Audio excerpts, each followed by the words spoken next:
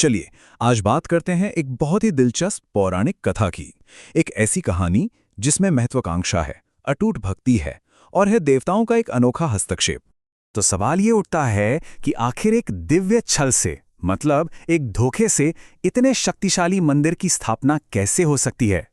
चलिए इसी रहस्य से पर्दा उठाते हैं और गोकर्ण के प्रसिद्ध महाबलेश्वर मंदिर की कहानी में चलते हैं। ये एक ऐसी कथा है जो आज भी लोगों को हैरान कर देती है। तो इस कहानी की शुरुआत होती है असुर राजा रावण से और उसकी उस जबरदस्त तपस्या से जो उसने भगवान शिव को प्रसन्न करने के लिए की थी। अब देखिए, रावण की भक्ति कोई मामूली भक्ति नहीं थी। वो इतनी गहरी, इतनी अटूट थी कि वो अपना सब कुछ, यहां तक कि अपने 10 सिर भी भगवान शिव के चरणों में बलिदान करने को तैयार था। सोचिए, ये उसकी तपस्या का वो शिखर था जिसे देखकर देवता तक हिल गए थे। तो जाहिर है इतनी कठोर तपस्या देखकर भगवान शिव प्रसन्न हुए और उन्होंने रावण को एक वरदान दिया। वो था पवित्र आत्मलिंग। अब ये कोई साधारण लिंग नहीं था, इसमें तो स्वयं शिव का दिव्य सार था। रावण बस इसी परम शक्ति को अपनी राजधानी लंका ले जाना चाहता था, और इसके पीछे भी एक वजह थी। दरअसल भगवान इंद्र ने उसकी मां का पूजनीय शिवलिंग चुरा लिया था। तो ये मामला सिर्फ शक्ति का नहीं था, बल्कि सम्मान का भी था। लेकिन हर वरदान के साथ एक शर्त होती है। यहां भी थी। भगवान शिव ने साफ साफ कहा, याद रखना रावण, इस आत्मलिंग को जहां भी जमीन पर रखोगे, ये वहीं हमेशा के लिए स्थापित हो जाएगा, अचल हो जाएगा। बस यही एक छोटी सी शर्त आगे चलकर पूरी कहानी का रुख मोड़ने वाली थी। अब जैसे ही रावण उस दिव्य आत्मलिंग को लेकर लंका की ओर चला, समझिए स्वर्ग में तो हड़कंप मच गया।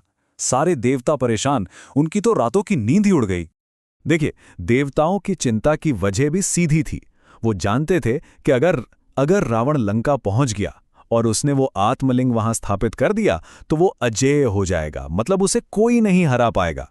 और ये पूरे ब्रह्मांड के संतुलन के लिए एक बहुत बड़ा खतरा था।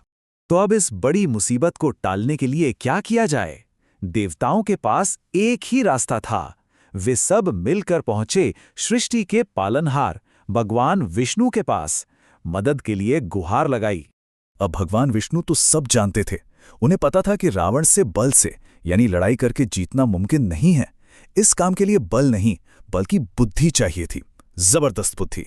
और यहीं पर कहानी का सबसे दिलचस्प मोड़ आता है। ये वो पल हैं जो दिखाता है कि बुद्धि ताकत से कितनी बड़ी होती है।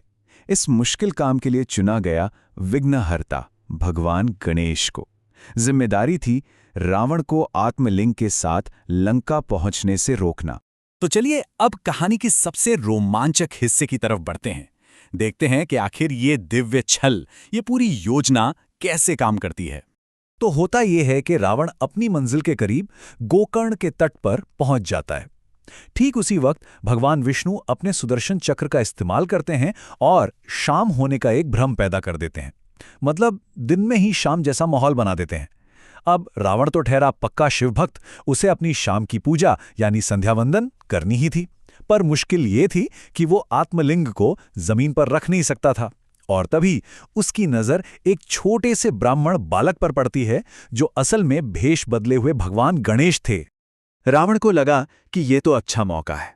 उसने उस बालक से बड़ी मासूमियत से पूछा, क्या तुम थोड़ी देर के लिए इसे पकड़ सकते हो? रावण को जरा भी अंदाजा नहीं था कि वो खुद चलकर एक दिव्य जाल में फंस रहा था। गणेश जी तो इसी मौके के इंतजार में थे। वो मान गए, लेकिन उन्होंने अपनी एक शर्त रखी। शर्त सुनने में बड़ी सीधी साधी थी, लेकिन असल में वो पूरी योजना की कामयाबी की गारंटी थी। और बस जैसे ही रावण अपनी पूजा में मग्न हुआ, गणेश जी ने अपनी चाल चल दी। उन्होंने ज्यादा देर नहीं लगाई और जल्दी जल्दी 3 बार आवाज लगाई, रावण रावण रावण। रावण पूजा छोड़कर वापस आ पाता उससे पहले ही गणेश जी ने आत्मलिंग को जमीन पर रख दिया, और रखते ही वो लिंग वहीं धरती में स्थापित हो गया, हमेशा हमेशा के लिए अचल। भगवान शिव की भविष्यवाणी सच साबित हुई। अब रावण जब वापस आया और उसने ये देखा तो वो गुस्से से आग बबूला हो गया। उसने अपनी सारी जबरदस्त ताकत लगा दी उसे उखाड़ने में, लेकिन वो उसे हिला तक नहीं पाया। सोचिए, वो राजा जो कैलाश पर्वत तक को हिला सकता था, उस दिव्य लिंग के सामने हार गया। उसकी सारी महाशक्ति बेकार हो गई। और पता है, इसी वजह से उस जगह का नाम पड़ा महाबलेश्वर। महाबल यानी वो महान शक्ति जो रावण ने उस लिंग को उठाने में लगाई थी। ये नाम एक तरह से रावण की उसी जबरदस्त ताकत और उसकी हार की कहानी बयान करता है। और आज भी उसी जगह पर गोकर्ण का भव्य महाबलेश्वर मंदिर खड़ा है। ये भारत के सबसे पवित्र तीर्थों में से एक है, और ये सब उस एक दिव्य योजना की वजह से संभव हुआ। तो ये पूरी कथा हमें एक बहुत गहरे सवाल पर सोचने के लिए मजबूर कर देती है कि असली शक्ति क्या है।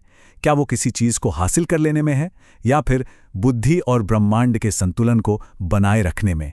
ये एक ऐसा सवाल है जो शायद हर युग में हमेशा मायने रखेगा।